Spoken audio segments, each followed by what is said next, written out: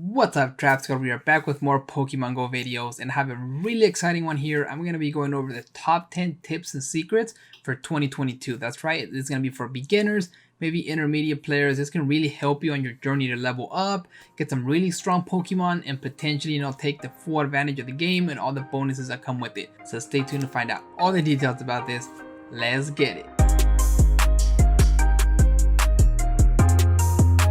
Welcome back, TrapX, and if you haven't had a chance, subscribe to the channel. I really appreciate that. As of me making this video, it is the beginning of the year, right? It's going to be an exciting year, lots of tips and secrets, lots of live raids, and other events going on, right? So definitely stay tuned to the end of the video to find out all the details, how you can get involved with the TrapX Squad and become part of our community.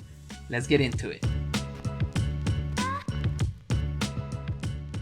For tip number 1, save your Stardust and focus on building XP. I know a lot of new players want the strongest Pokemon, they want the best Pokemon, right? Oh, maxed out Mewtwo, but you have to understand that if you're below level 30, maybe even level 35, you should focus on saving your Stardust because that's the only component of the game that you can only get by catching Pokemon, right? You can't buy it, you can't just, take shortcuts around it, you have to save it over time. So if you save up 100, 200,000 Stardust, you instantly blow it on a Pokemon, you're gonna regret it in the future. Trust me, I did this myself.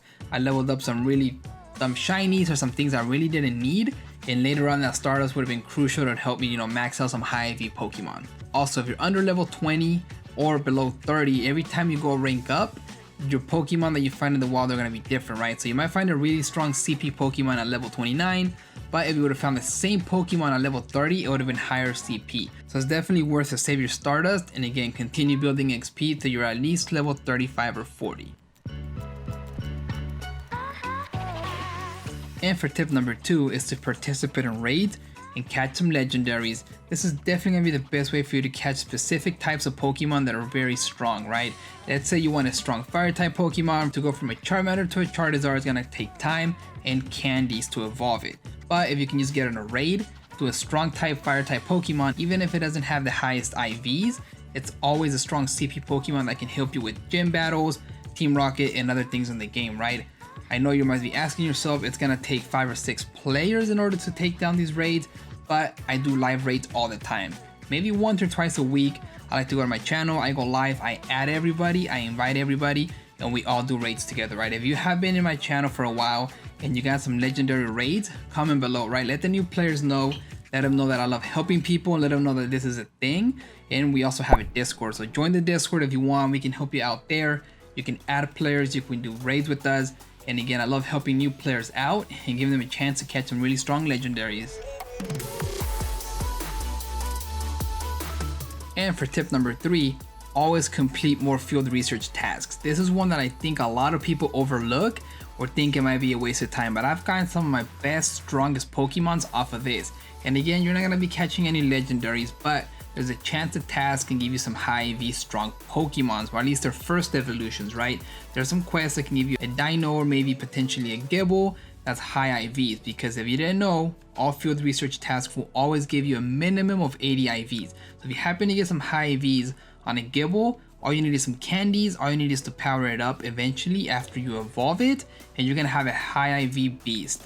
Again, always go for these. Some of the research tasks might be annoying, you might find tedious, it's okay to erase those, which you can by pressing the trash cans on the top right of the field research task itself. But for the most part, one thing I highly tell new players when they come to my live raids or to my channel is to definitely do more field research tasks, because again, you never know what you're gonna get, and even like a nice Magikarp will eventually turn into a really strong Gyarados. Fast catching is another tip that I feel a lot of people know, but if you're a really new player, you're gonna love this one. I remember when I learned about this, I think it was like 7, maybe 8 months after people knew about it, and once I figured it out, my days were much better, right? Especially when you participate in community days or you go to crowded areas, you're gonna wanna know this, right? Again, I'll show you guys a tip on screen on how to fast catch, but what you have to do is hold the Pokeball emblem, drag it to the right, and when you're still holding it, throw the ball and then back out. This allows you to throw the Pokeball. The animation, if you catch it or not, will be skipped, and you might catch the Pokemon. One thing you do have to know, I wouldn't do these on shinies because there's a chance that the Pokemon doesn't stay or it runs away, right? So if you want to see yourself secure a specific Pokemon, go with the whole animation. But if you're going through a crowded area and you just want to catch as many things, or at least shiny check as many as you can, I suggest you go for this tip. And up next is how to speed up your gift sending and gift opening. As some of you guys might know, you have friends asking, hey bro, where's my gift? Hey man, when are you gonna send some gifts, right? I know sometimes it gets tedious, and when I used to think about it, I was like, oh man, I gotta send these, or they take forever. But there's a way you can fast send these and fast open all your gifts. All you have to do is click on the gift itself. Once you press open, press the X right below it. Same thing when you send them or when you open them, it doesn't matter. Click on the gift itself for sending it or receiving, and then instantly press the X underneath like you see here. This will automatically cancel the animation, but it'll still send or open the gift with the content inside.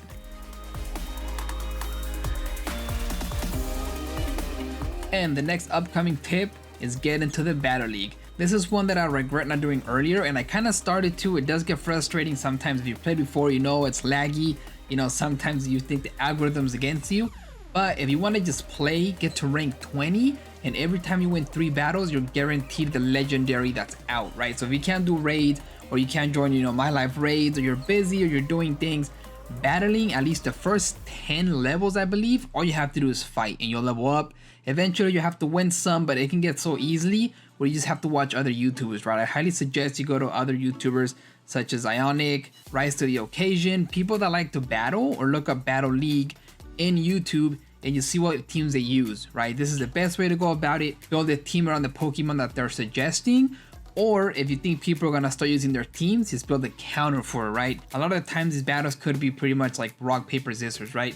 You pick one, they pick one, they counter you, you switch, they switch, it's over. It could get down to that point, but again, you have to practice, and Pokemon are meant to battle, right? That's kind of what they're for in the show, and all the games, you always want to battle them, so put them to what they're for, put them to battle, let them be happy, and get yourself some legendaries in the process.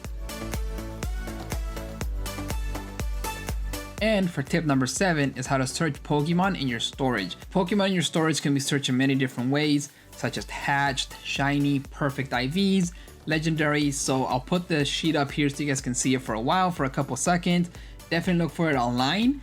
Sometimes it helps out if you want to evolve some Pokemon, but then it comes in handy when you're trying to do things quick, right? You're even able to label them, which is like a tag, but mainly you want to be able to know which Pokemon are in what category, right?